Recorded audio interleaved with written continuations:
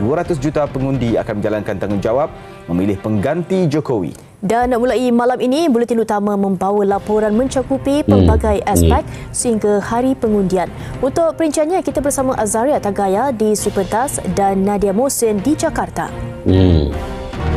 Pilihan Raya Umum 2024 Indonesia menyaksikan 3 calon bakal berentak bagi jawatan Presiden, iaitu Anies Baswedan, Prabowo Subianto dan Ganjar Pranowo.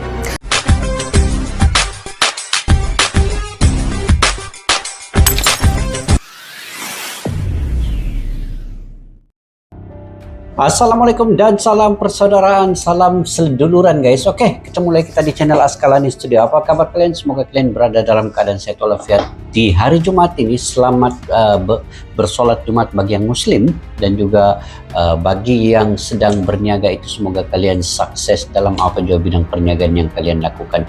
Oke guys, antara sejarah pemilu pada kali ini ialah apabila media-media Malaysia telah melaporkan banyak terkait dengan pemilu ini. Ini antara yang mungkin paling trending lah pada 2024 ini, yang mana pemilu ini semua media-media Malaysia telah melaporkan dengan secara detail dan secara terperinci setiap calon kapres, kawapres dan juga debat-debat yang dilangsungkan. Dan di Kuala Lumpur, Malaysia juga menyediakan persiapan untuk para pemilih ataupun pengundi ataupun rakyat Indonesia yang ingin menyoblos di Pusat Dagangan Dunia Putra Kuala Lumpur dengan 200,000 lebih kurangnya warga negara Indonesia yang ada di Malaysia. Dan persiapan itu turut meliputi kaki tangan Pusat Dagangan Dunia Putra berjumlah hampir 300 orang. Itu juga dibantu oleh agensi kerajaan yang lain seperti Polis Diraja Malaysia, kemudian Dewan Bandaraya Kuala Lumpur dan juga Kementerian Kesehatan.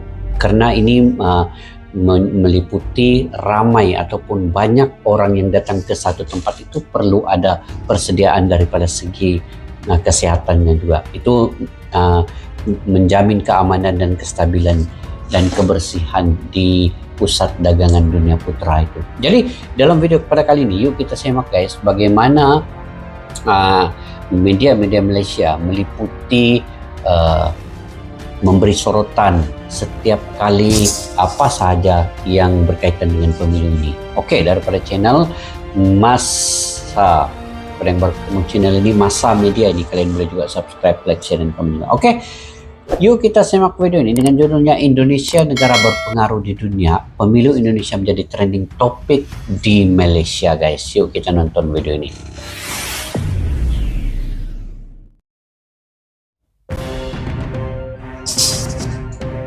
Pemilihan Umum Presiden Indonesia 2024, disebut juga Pilpres 2024, adalah pemilihan umum kelima di Indonesia yang bertujuan untuk memilih Presiden dan Wakil Presiden Republik Indonesia. Pemilihan dilakukan untuk menentukan pemangku jabatan Presiden dan Wakil Presiden untuk masa bakti 2024 hingga 2029 dan akan dilaksanakan pada Rabu 14 Februari 2024. Posisi Indonesia sebagai pemimpin ekonomi terbesar di ASEAN dan nomor 4 terbesar di dunia untuk tahun 2045 menjadikan pemilu Indonesia penting untuk diikuti perkembangannya. Seperti di Malaysia, media TV di Malaysia trending meliput pemilu di Indonesia. Ini semua guys sepanjang sentimen politik identiti pada pemilihan umum pemilu Indonesia 2024 semakin mencair dan tidak lagi relevan jika dibandingkan dengan pemilu 2019. Sebaliknya, soal tawaran dan idea gagasan politik yang diketengahkan calon dan parti menjelang hari pemilihan 14 Februari menjadi tumpuan. Laporannya kita akan bersama penerbit Astrawani Fauzi Zin di Jakarta, Indonesia. Baik, terima kasih Raka Sugas. Presiden Indonesia Joko Widodo akan berakhir. Sebenarnya banyak yang saya belajar juga guys daripada pemilu ini. Mana saya reaksi-reaksi ini kan. Kata-kata perkataan singkat itu. Pilpres, Kapres, Kawapres, Pemilu, dan lain-lain lagi lah. Yang mungkin aja juga yang saya tidak ketahui lagi maksud-maksudnya. Tapi pelajaran yang paling penting didapati daripada pemilu ini, Indonesia ini, ialah rakyat yang memilih presiden itu dari 200 juta. Itu yang yang sepatutnya dilakukan di mana-mana negara pun, demokrasi. Itu 200 juta guys. Bagaimana Indonesia membuat satu pilihan dengan cara membuat undian, memilih, nyoblos, itu kan. Tetapi dapat dilakukan dengan baik dan dengan lancar sekali, walaupun di berbagai negara juga ada turut menyuarakan hak suara mereka seperti di Malaysia dan juga tempat-tempat lain. Gitu guys, 200 juta. Gila. Ini demokrasi antara yang terbesar ya, ketiga terbesar ya. Oktober ini, selepas dua penggal menerajui negara itu, Rabu depan lebih 200 juta pengundi akan menjalankan tanggungjawab memilih pengganti Jokowi. Dan mulai malam ini, Buletin Utama membawa laporan mencakupi pelbagai aspek sehingga hari pengundian. Untuk perinciannya, kita bersama Azaria Tagaya di Sri Pentas dan Nadia Mohsin di Jakarta. Pilihan Raya Umum 2024 Indonesia menyaksikan 3 calon bakal berentak bagi jawatan Presiden, iaitu Anies Baswedan, Prabowo Subianto dan Ganjar Pranowo. Antara yang menarik dalam pemilihan Presiden Indonesia menyaksikan 3 calon yang bertanding membahaskan beberapa topik penting termasuk mengenai Nusantara, bertemakan tadbir urus Undang-Undang Hak Asasi Demokrasi terbesarnya menjelang 14 Februari 2024, dan untuk kali ini pemilihan umum Indonesia atau pemilu 2024 akan menyaksikan pemilihan serentak yang bukan sahaja tumpuan kepada pemilihan presiden dan juga naib presiden atau sering disebut sebagai Pilpres atau pilihan raya. Wardana berkata sistem data pemilih merupakan aplikasi yang diguna pakai untuk memaskini data terkini pemilih, juga bagi mengesan pertindakan data pemilih atau pemilih berganda. Ini Konsulat Jeneral Republik Kota Kinabalu. Less than a week until Indonesians go to the polls to elect their next president. Political campaigning is in full swing as candidates battle for the hearts and minds of the public. For a snapshot of the ongoing campaign, we head to Jakarta with Astro Awani editor Ehsani.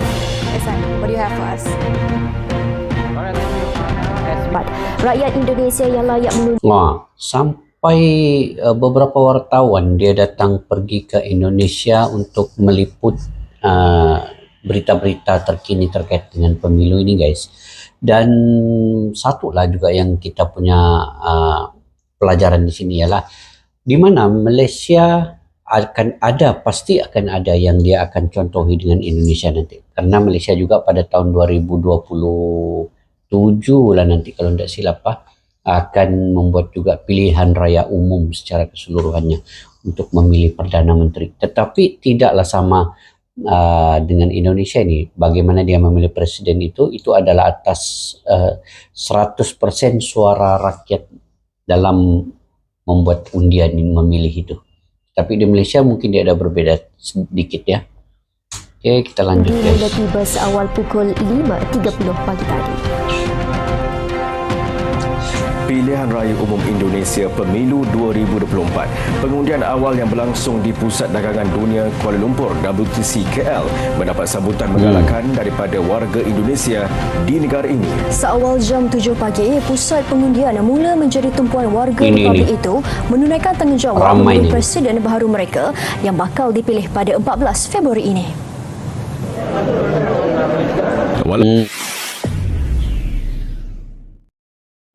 Begitu meriah sekali guys, media-media massa di Malaysia melaporkan terkait dengan pemilu 2024. Jadi di sini kita nampak juga lah kan, sebenarnya Malaysia juga begitu menyoroti setiap perkembangan yang ada di Indonesia ini.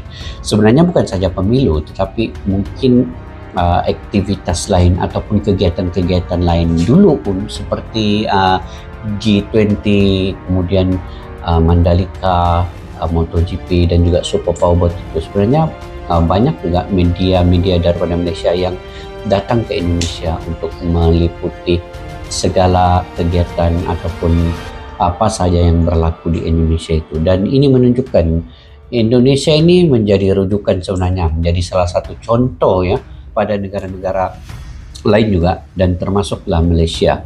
Dan di Malaysia ini lokasi-lokasi yang membuat pemilihan pengundian ini. Sebenarnya bukan saja di Kuala Lumpur, juga ada di Johor Bahru, di Pulau Pinang, di Kota Kinabalu, dan juga di Tawau, serta di Sarawak, di Kuching, Sarawak.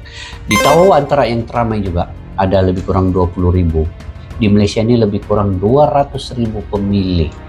Nah, jadi apa yang saya ingin kongsikan di sini ialah Indonesia ini dia punya politik itu dinamik ya, politiknya dinamik. Kadang ada masa jadi lawan, kemudian bila selesai pemilu mereka akan jadi kawan. Nah, itu yang dinamika yang ada di Indonesia yang perlu dicontohi oleh negara Malaysia juga. Dan debat-debat yang dilakukan di Indonesia itu juga itu mencerminkan kejernihan ataupun kewarasan dalam menyampaikan halatuju dan juga visi misi Indonesia di masa hadapan di antara kapres-kapres dan kawapres. Betul sebutan itu, capres dan cawapres itu. Mereka menyampaikan segala ideologi, pandangan, pendapat mereka terkait dengan Indonesia bila mana mereka memimpin menjadi presiden nanti melalui debat-debat yang dilakukan. Dan debat-debat ini menarik karena setiap soalan itu akan dijawab oleh mereka. Disitulah rakyat menilai bagaimana setiap calon ini bisa melontarkan ide mereka semaksimal mungkin. Bisa untuk mereka menjawab dengan tenang tanpa emosi. Dan disitulah kita melihat juga bagaimana capres-capres dan cawapres ini sama ada jawaban mereka itu mereka serang ke atas individu ataupun personal calon lawan, ataupun mereka mengutarakan ide yang lebih baik bagaimana membangun ekonomi, bagaimana memberi infrastruktur yang lebih baik kepada keseluruhan rakyat di Indonesia itu. Tidak hanya menyerang secara personal ataupun individu. Jika mereka melakukan itu maka mereka kekurangan ide sebenarnya. Sebab itu dia menyerang kepada calon lain. Jadi banyak ya yang perlu saya ingat, banyak yang saya dapat contoh terbaik, contoh yang baik, yang positif yang boleh diambil untuk Malaysia nanti. Mudah-mudahan Malaysia dan Indonesia guys sentiasa dalam keadaan baik, aman, sentiasa hormat menghormati, dan juga dengan adanya presiden baru nanti Pak Prabowo dan juga Gibran akan membawa Indonesia lebih matang, lebih dinamika dan juga lebih maju seperti yang di slogan yang dikatakan selalu oleh Gibran dan juga Pak Prabowo, Indonesia Emas 2045 itu akan tercapai dengan jayanya. Kita doakan sama-sama. Oke guys, sampai di situ saja video pada kali ini. Jika kalian punya pandangan pendapat sendiri, kalian boleh komentar di ruang kolom bawah. Sampai kita berjumpa lagi. Assalamualaikum warahmatullahi wabarakatuh. Bye bye.